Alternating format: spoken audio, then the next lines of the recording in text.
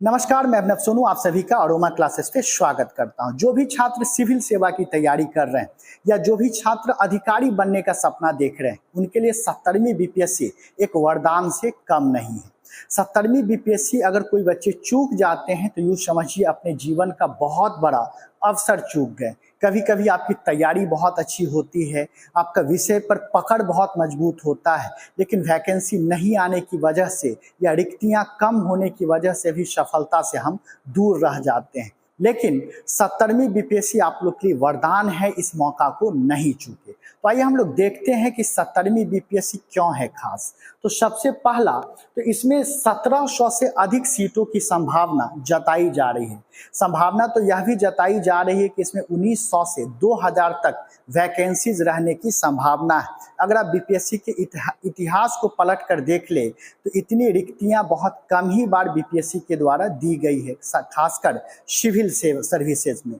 दूसरा, अगर देखा जाए तो एडमिनिस्ट्रेटिव पोस्ट बहुत ज़्यादा है, 200 से ज़्यादा इसमें एसडीएम का पद है और डीएसपी का आपको लगभग 100 से 30 से अधिक पद है।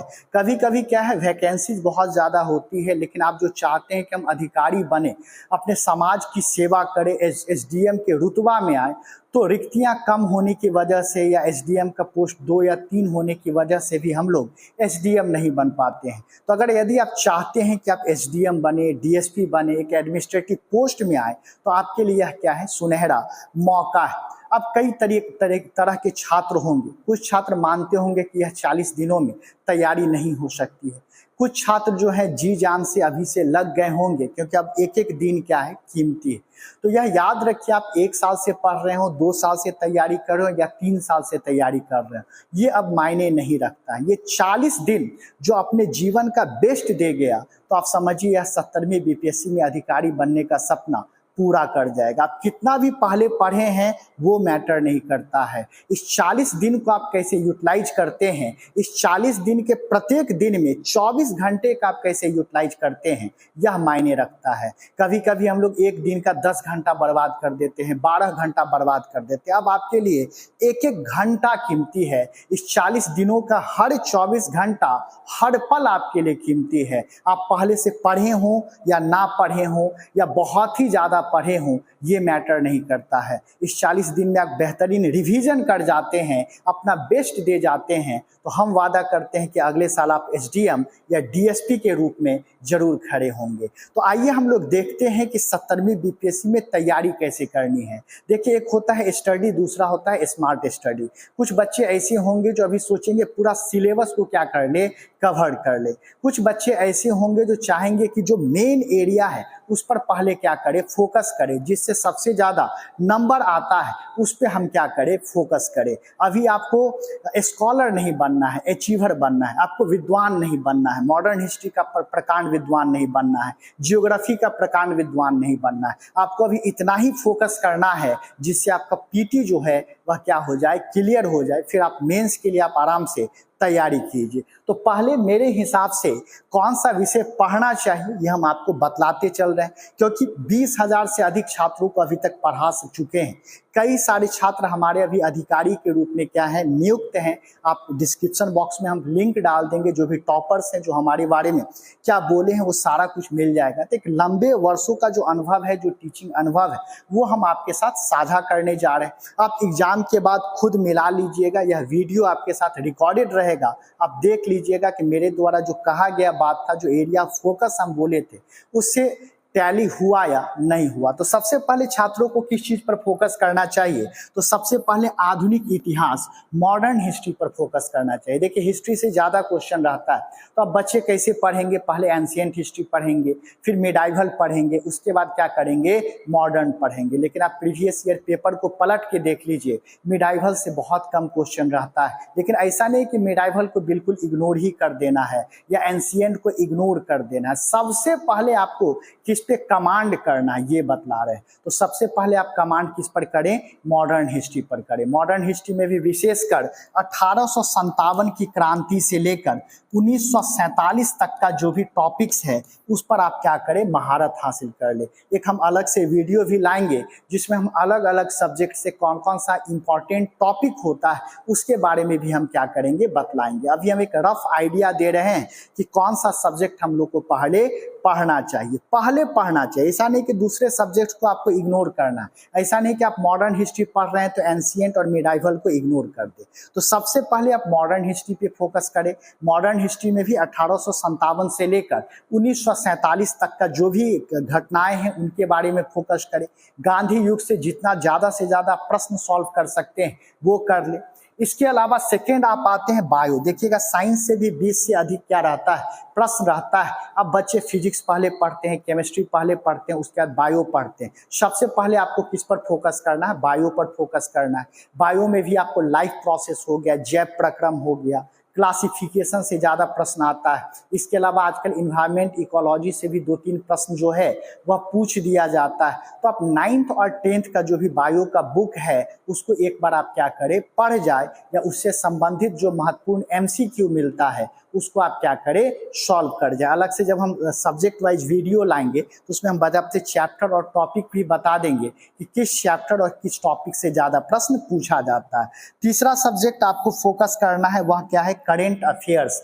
पहले जो था वह 1 साल का करेंट अफेयर्स आप पढ़ लेते तो काम चल जाता, लेकिन आप देखिएगा 1.5 साल के करेंट अफेयर्स पे तो कमांड होना ही चाहिए, और 1.5 साल से पीछे आप 1-2 महीने का कर लीजिए तो कर लीजिए, बट 1.5 साल का करेंट अफेयर्स एकदम कमांड होना चाहिए। और मेरे हिसाब से आप 15 अक्टूबर 2024 तक का करेंट अफेयर्स एकदम अच्छे से देख जाइए, यानी कि पिछले साल के 1 जनवरी से लेकर 15 अक्टूबर 2024 तक के करेंट अफेयर्स पर पूरा कमांड कर लीजिए। अब करेंट अफेयर्स एक ऐसा सेक्शन है जिसका कोई रिलायबल सोर्स नहीं होता है। अगर आप चाहिएगा कि किसी एक पुस्तक को पढ़ ले और याद कर ले, उससे हमारा करेंट अफेयर्स ये हो जाएगा, कमांड हो जाएगा, ये पॉसिबल नहीं है। करेंट अफेयर्स के लिए आपको एक से ज़्यादा सोर्स रखना पड़ेगा, एक से ज़्यादा बुक रखना पड़ेगा। कभी कभी बच्चे क्या करते हैं, किसी एक पुस्तक पर ही पूरा रिलाई करके चले जाते हैं, एक पुस्तक को ही पूरा कमांड करके चले जाते हैं, और पता चलता है उस पुस्तक से एक भी क्वेश्चन नहीं लड़ा या एक आध क्वेश्चन लड़ा। तो भाई करेंट अफेयर्स में 30 से ज़्यादा प्रश्न रहता है। अगर आप इतना बड़ा रिस्क लेके जाते हैं तो बहुत बड़ी बेवकूफ़ी होगी। इसलिए एक टारगेट सेट कीजिए कि इस बुक को कंप्लीट करने के बाद दूसरा बुक को कंप्लीट करेंगे, तीसरा बुक को कंप्लीट करेंगे। देखिए 90% कंटेंट सबका सेम होगा, 10% हर बुक में आपको क्या मिलेगा, नया मिलेगा, और वही 10% क्या हो जाता है, डिसाइसिव हो जाता है। तो करेंट अफेयर्स में आप कहीं भी जो कहते हैं रिस्क नहीं लीजिए। अरोमा क्लासेस के यूट्यूब चैनल पे अगर जाइएगा तो करेंट अफेयर्स का एक अलग से प्लेलिस्ट ही बना हुआ है जिसमें पिछले 1 साल के करेंट अफेयर्स को हम लोग पूरे डिटेल में क्या किए हैं, डिस्कस किए हैं, तो उसको आप एक बार देख जाएं। इसके अलावा हम लोग करेंट अफेयर्स का मैगजीन भी अब प्रोवाइड करवाएंगे टॉपिक वाइज, उसको भी देख जाएं, वो भी बिल्कुल फ्री आपको अरोमा क्लासेस टेलीग्राम चैनल पे मिल जाएगा। इसके बाद अगर आते हैं ज्योग्राफी में सबसे ज़्यादा फोकस करना है तो आपको कहाँ करना है, इंडियन ज्योग्राफी पे। अब बच्चे भूकंप याद कर लेते हैं, ज्वालामुखी याद कर लेते हैं, पर्वत का प्रकार याद करते हैं, लेकिन क्वेश्चन कहाँ से आता है, इंडियन ज्योग्राफी से आता है। लेकिन इंडियन ज्योग्राफी में भी आप गौर कीजिएगा, ये जो प्रश्न रहता है यह मैप बेस्ड क्वेश्चंस जो है अब ज़्यादा पूछ रहा है। अब बच्चे याद करके जाते हैं, रट्टा मार के जाते हैं, लेकिन एग्जाम में मैप आधारित प्रश्न पूछता है। जैसे एक उदाहरण बतलाएं तो हो जाएगा कि कर्क रेखा से कौन सी राजधानी दूरतम है, वह राज्य का जो कर्क रेखा पर क्या है, अवस्थित है। या इवन यह दे देगा कि कौन सा ऐसा क्षेत्र है जहां पर सूर्य का रोशनी कभी भी वर्टिकल नहीं पड़ेगा, लंबवत नहीं पड़ेगा। इस प्रकार से आपको मैप बेस्ड क्वेश्चन क्या करता है, पूछता है। तो अगर इंडियन ज्योग्राफी का आप MCQ सॉल्व करेंगे तो मैप आधारित प्रश्न पे ज़्यादा क्या करेंगे, जोर डालेंगे, क्योंकि एग्जामिनर आप चाह रहे हैं कि आप मैप को रटिए नहीं बल्कि मैप को क्या कीजिए, समझिए। क्योंकि आप कल को प्रशासक बनिएगा, DSP बनिएगा, SDM बनिएगा, तो मैप की अच्छी समझ आपके पास होनी चाहिए, तभी आप प्रशासन में अच्छे से सहयोग कर पाएंगे। इसके अलावा आपको बिहार स्पेशल पे ज़्यादा फोकस करना पड़ेगा। बिहार स्पेशल इम्तियाज अहमद की बुक बेस्ट बुक आती है, आप उससे पढ़ सकते हैं। साथ साथ जितना एमसीक्यू आप सॉल्व करेंगे उतना आपको फायदा मिलेगा। लेकिन दो चीज को आप इग्नोर नहीं करेंगे। पिछले एक साल में अगर बीपीएससी का ट्रेंड देखे, चाहे टीआरई 1 देख ले, टीआरई 2 देख ले या टीआरई 3 देख ले, दो सेक्शन से ये लोग प्रश्न बढ़ाए हैं। पहला वर्ल्ड ज्योग्राफी कंटिनेंट से ये लोग सवाल पूछ दे रहे हैं, अब वो भी मैप बेस्ड सवाल पूछ रहे हैं। दूसरा, आपको इन्वायरमेंट और इकोलॉजी से क्या कर ले रहे हैं, सवाल पूछ रहे हैं। तो अब आपके मन में सवाल आएगा कि सर 2-3 ही सवाल तो वर्ल्ड ज्योग्राफी से देखे हैं, 1-2 ही सवाल तो इकोलॉजी इन्वायरमेंट से देखे हैं, तो 1-2 सवाल के लिए इतना मेहनत क्यों?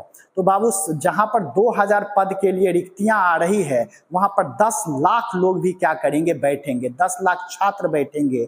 और जिस प्रतियोगिता परीक्षा में 10 लाख छात्र बैठ रहे हैं वहां पर एक एक प्रश्न महत्वपूर्ण हो जाता है, एक एक अंक महत्वपूर्ण हो जाता है, और एक एक अंक से 20-20 हजार छात्र जो हैं वह सफलता से वंचित रह जाते हैं। तो आपका काम है कि एक एक अंक के लिए फाइट करना है, एक एक अंक के लिए मेहनत करना है। इतना मेहनत कर लेना है कि एग्जामिनर को मौका ही नहीं मिले आपको रिजेक्ट करने का। तो हर प्रश्नों पर आपको बारीकी से ध्यान देना है। इसके अलावा देखिए, अब 40 दिन में आप सोचिएगा कि पूरा सिलेबस पढ़ें, बिपिन चंद्रा जी की बुक पढ़ लें, रमेश सिंह जी का इकोनॉमिक्स पढ़ लें, लक्ष्मीकांत का पॉलिटी पढ़ लें, तो संभव नहीं है बाबू। इस 40 दिन में आप मॉडर्न हिस्ट्री भी अच्छे से कमांड नहीं कर पाएंगे।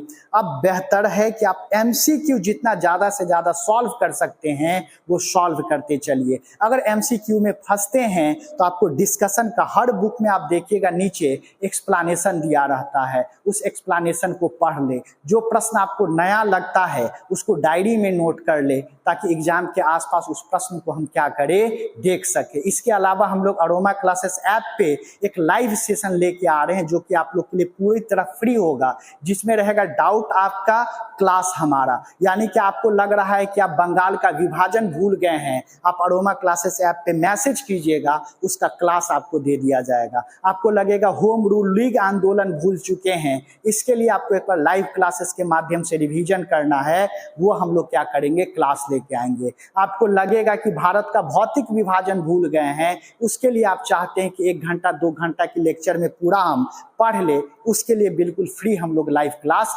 लेके आ रहे हैं। कि जहां तक हमसे सपोर्ट मिल पाएगा आप लोग के लिए पूरे अरोमा क्लासेस की टीम खड़ी रहेगी। तो करना क्या है, सबसे पहले प्रीवियस ईयर पेपर देख लेना है। देखिए, प्रीवियस ईयर पेपर देखने से यह फायदा होता है कि आपको एग्जाम का पैटर्न पता चल जाता है, आपको पता चल जाता है कि क्वेश्चन किस प्रकार से पूछा जाता है। तो किसी भी एग्जामिनेशन की आप तैयारी कीजिए तो उसका मूल मंत्र होता है कि उसका प्रीवियस ईयर पेपर देख जाइए। एक हमारी जान पहचान के लोग हैं, वो कहीं हमको घुमाने ले जाते हैं तो पहले वहाँ घूम के खुद आ जाते हैं। इससे हमको बहुत सहूलियत होता है, क्योंकि उनको सब कुछ पता होता है कि अच्छा होटल कौन सा है, अच्छा डेस्टिनेशन कहाँ पर है, कहाँ कहाँ घूमने वाला है, तो हमको बड़ा ये सुविधा हो जाता है। इसी प्रकार से अगर आप प्रीवियस ईयर पेपर बना लेते हैं, इससे आपको फायदा क्या होता है, आपको सड़क मालूम हो जाता है, आपको डेस्टिनेशन मालूम हो जाता है। उसके बाद आप बहुत स्मूथली क्या कर सकते हैं, एग्जाम में अपीयर हो सकते हैं। विशेषकर